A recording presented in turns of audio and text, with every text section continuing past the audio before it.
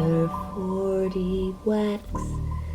When she saw what she had done, she gave her father 41.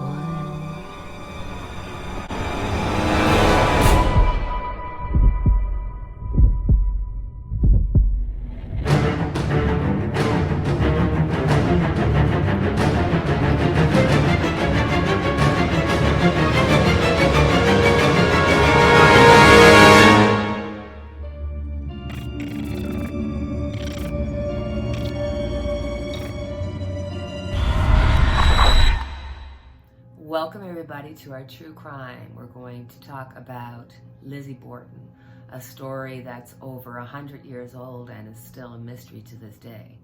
Well, mystery is pretty strong word. I think most people think they know and maybe know who was the killer.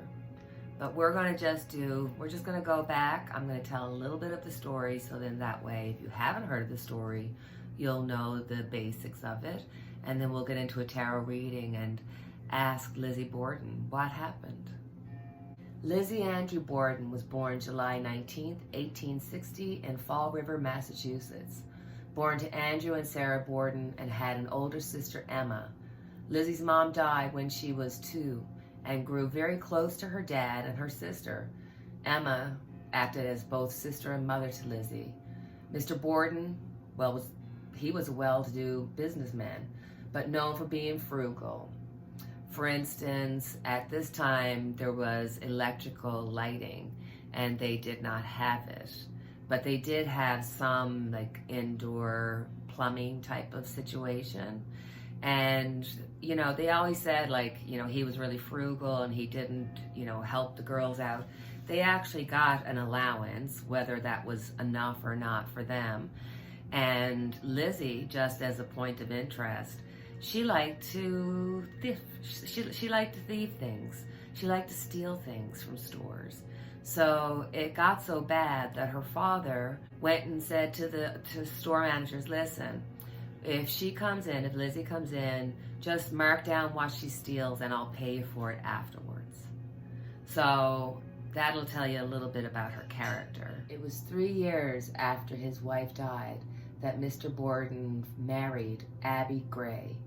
Now, they say that this was an arrangement. He needed somebody to take care of the kids, and she was considered even worse than an old maid because she wasn't married and had no children. And she really, really wanted to, ingratiate herself into these children's lives. But they weren't having it. Well, actually, Emma wasn't having it, the older sister. She just instantly was like, no, I'm not having this. And kind of, really influenced Lizzie to have a negative feeling towards her. And at one point, Lizzie just stopped calling her mother and just started calling her Mrs. Borden or Mrs. B. So there wasn't a lot of respect there for the stepmother, and the stepmother really couldn't have a chance to try to ingratiate herself with the kids because the kids just thought she was there to get money. And that situation got worse when her family had a family issue in which, somebody that in her family was going to lose their house if they didn't have money. She begged her husband, please help, and he did. And so this just caused the girls to go into a tizzy because, you're paying all this money out, what about us? And he did. He went out and bought them this boarding room place, and said, here, make your money. This is how I started out. And they only lasted about a year before they had to do, and he had to pay $5,000 to get them back. So on August 4th, 1892, Lizzie was home with her father, stepmother, and maid Bridget Sullivan, who the girls referred to as Maggie. Now, some say it was a term of endearment, and others say it's because the last person that they had working there, their name was Maggie, and they didn't want to bother to learn her name. it's really hard to know which one is true. In the morning, everyone in the house, including Maggie, was feeling very ill. They thought it was poisoning, but it was more likely the rancid meat or the mutton that was served for 4 or 5 days straight. It could have been fish that they had earlier in the week. Mr. Borden left for the morning to do his business. He came home and took a nap on the couch. Prior to August 4th, their uncle John Morris had come to visit and stayed the night. He went off to meet with other relatives and he had an alibi, so he is not part of the murder situation. Emma was in New Haven with friends, so she was not a suspect as well. Lizzie appeared clean, without blood or anything else out of place. Lizzie was said to be changing her story, and she had actually tried to purchase poison the day before and was also alleged to have burned a dress in the stove. Bridget Sullivan was reported to have removed a package from the home that night. The evidence was circumstantial, but it was not enough to convict her. So in June of 1893, Lizzie was acquitted. This is just a trigger warning that I'm going to be showing some pictures, and if you do not wish to see them, just skip this part. So here we have Mr. Borden, and we have Mrs. Borden upstairs. They were both extremely hurt by an axe that had been whacked on them over and over and over. Emma had completely supported Lizzie through all of this, but at some point, they had a falling out, and they never spoke to each other again. Lizzie died in 1927 of pneumonia. She had planned her own funeral, having left a list for those to be invited. When the guests arrived, they were told the funeral had taken place the night before. At one point, the neighbor and Maggie went up the stairs to see where Mrs. Borden was. When they got up, they realized that she too had been hacked. An interesting point here is that in the beginning, when they asked where was Mrs. Borden, Lizzie had said, oh, there was a note saying that she was going to help somebody. But then when the police came and when the neighbor and Maggie were, saying, well, where is Miss Borden? She had said, oh, I think she's gone upstairs to make the bed. So she had two conflicting stories. So that's what makes the whole kind of story complicated, because there's all these little things that happened. Lizzie appeared clean, without blood or anything else out of place. Lizzie was said to be changing her story, and she had actually tried to purchase poison the day before and was also alleged to have burned a dress in the stove. Bridget Sullivan was reported to have removed a package from the home that night. The evidence was circumstantial, but it was not enough to convict her. So in June of 1893, Lizzie was acquitted. Both Lizzie and her sister lived out the rest of their lives unmarried. Emma had completely supported Lizzie through all of this, but at some point, they had a falling out, and they never spoke to each other again. Lizzie died in 1927 of pneumonia. She had planned her own funeral, having left a list for those to be invited. When the guests arrived, they were told the funeral had taken place the night before. That was just Lizzie. On the day Lizzie died, Emma, living a recluse life in New Hampshire, fell and broke her hip. She died 12 days later. So now that we know a little bit about the story, I think that it would be a really good time to use tarot. There's an imprint of what happened. There's an imprint of Lizzie's spirit that we can tune into to find out, did she in fact kill her mother and father? Did her sister know about it? Was the maid involved? Let's have a look. Sorry about that. So let's just see. Did Lizzie Borden kill her mother and her father? Did she kill her mother and her father?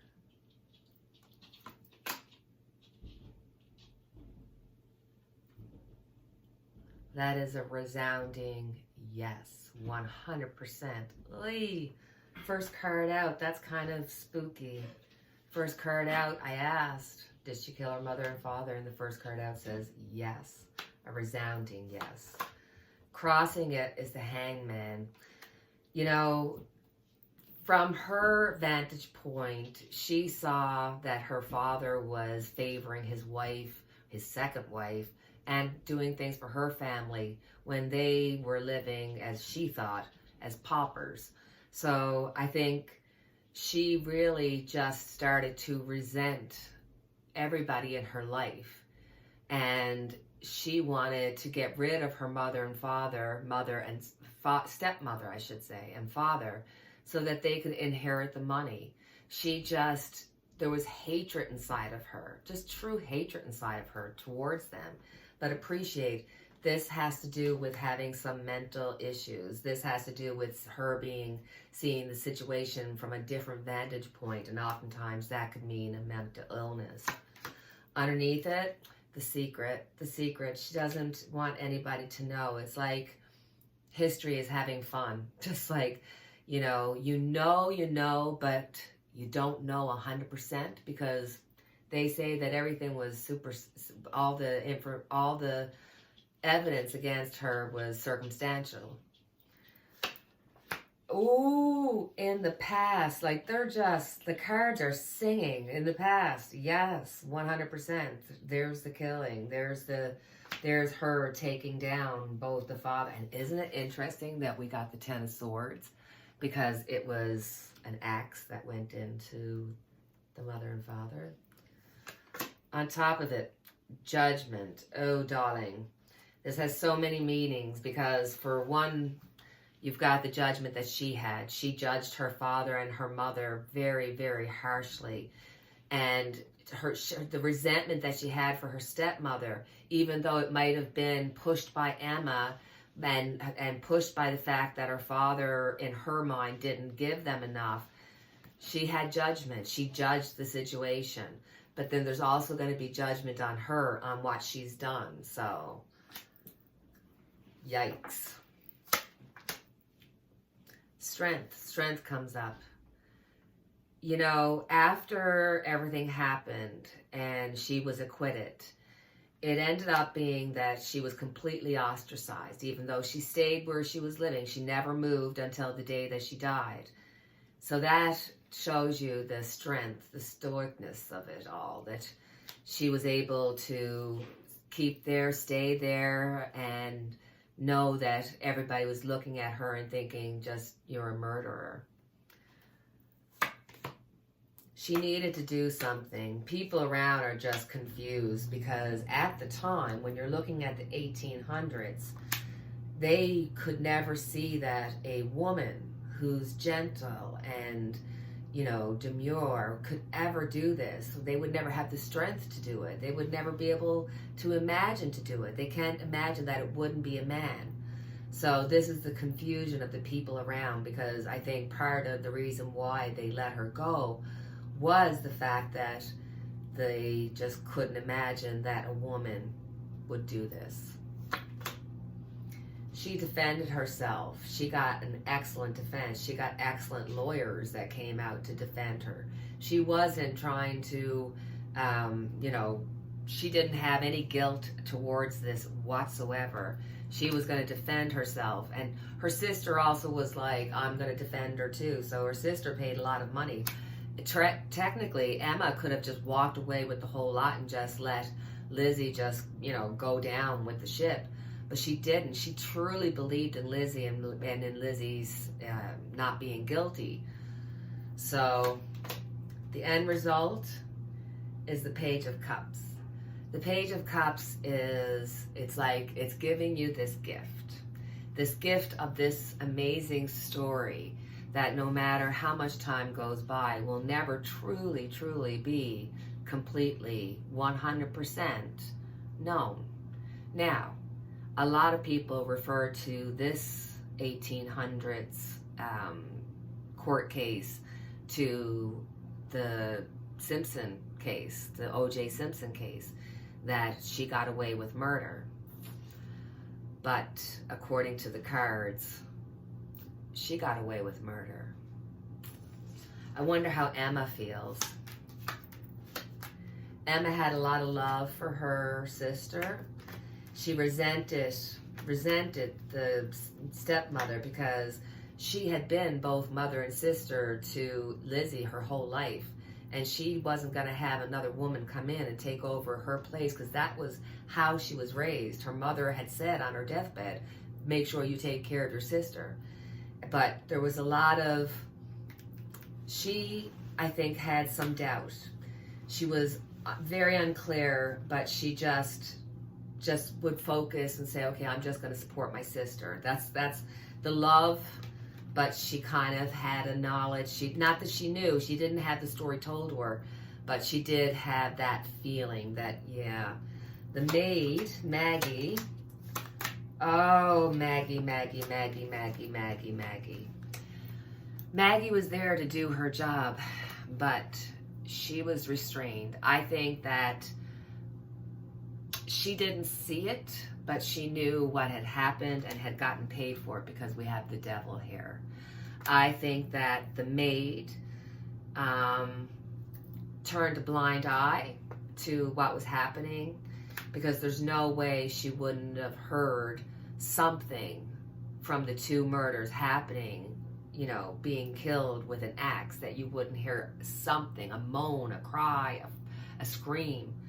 And I think somehow, some way, Maggie was paid off, or she was so much involved in Lizzie's life, loved Lizzie, that she would do this, because the devil's there and she was part of it. She knows about it. Where does it go from now? Temperance, balancing things out. The Lovers, we've got decisions to make. And then we've got the Four of Swords. So I think for Lizzie right now, even though a 100-year span has happened, she is still almost like part of her spirit is earthbound. Because I've got the Four of Swords here, that it's like, you know, if you believe that we have many lives, or that we do many things, then for her, she's standing still. And it feels like she's still attached to the earth. She's attached to that story, because that's who she is. And she's not willing to make the decision to go and get away from this, even though it's been 100 years later. So guys, I thoroughly enjoyed that. I love it when tarot kind of like really sings and talks to you. Did you get that feeling? I did. I thoroughly enjoyed it. So I hope you did. I really love doing true crime. On my off time, if I'm cleaning and doing whatever I'm doing, I usually have true crime in the background playing, so I'm listening to all these stories. So if you have a true crime story that you'd like for me to do, please put it in the comments below. So, as always, I have our unity candle lit for each and every one of us. And until the next time we chat, before the next time we chat, please feel free to like, subscribe, share. And if you're subscribed, check to make sure that you are, because YouTube unsubscribes. I don't know why, but this is what I've been told to do. So I will let you go. Thank you for your time, as always. God bless. Cheerio. Take care.